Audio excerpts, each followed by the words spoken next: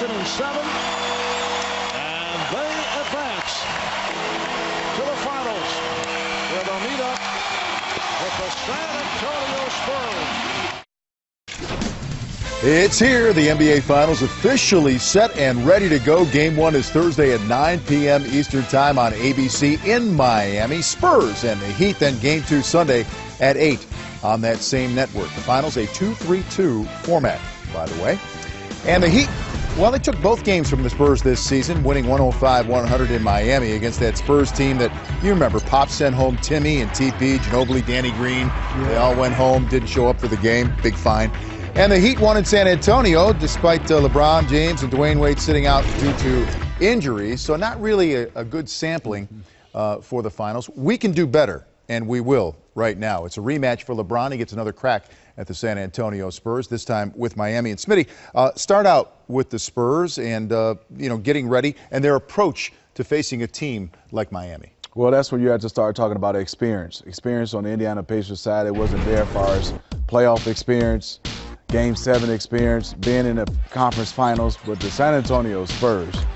I mean, this is old territory for them. They just love being in these big moments. So I think that's the one thing you got to say, give advantage to the San Antonio Spurs, and then the coaching of Popovich, that experience. But I think it's going to come down to you have an inside presence of Tim Duncan, just like Roy Hibbert and the Pacers.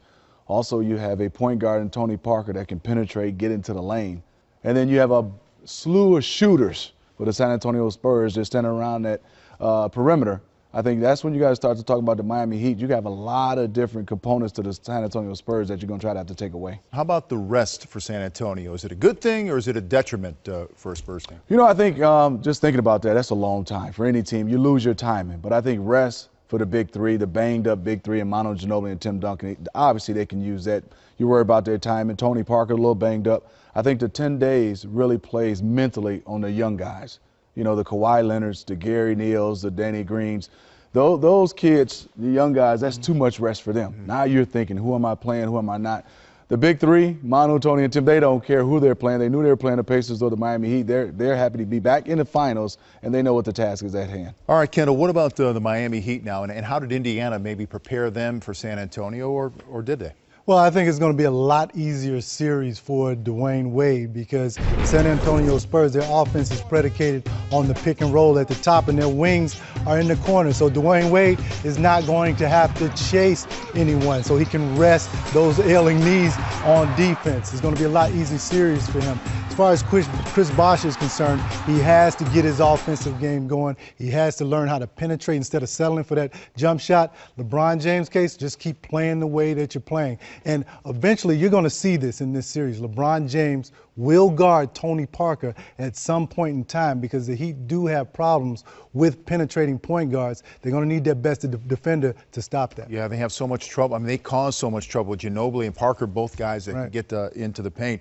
Okay, going back to 2007 and LeBron James with the Cavaliers, not a great memory in the finals against San Antonio. Not at all, not at all. I mean, you're talking about a young LeBron James supporting cast, nowhere near the supporting cast he has right now. You're talking about a young Tim Duncan protecting the rim, and then you have a Bruce Bowen, karate beating him up.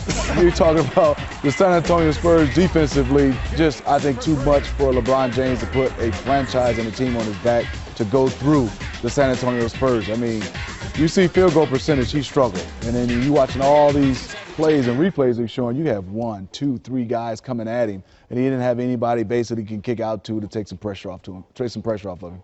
So he's ready to make some new memories, Kendall. You know, somebody says, how do you beat Bobby Fischer? Well, you don't play him at chess. I just think you don't play LeBron James. You're not going to beat him. He's in his prime. He is the best player. So what the San Antonio Spurs ought to do, try to play LeBron James at ping pong or something.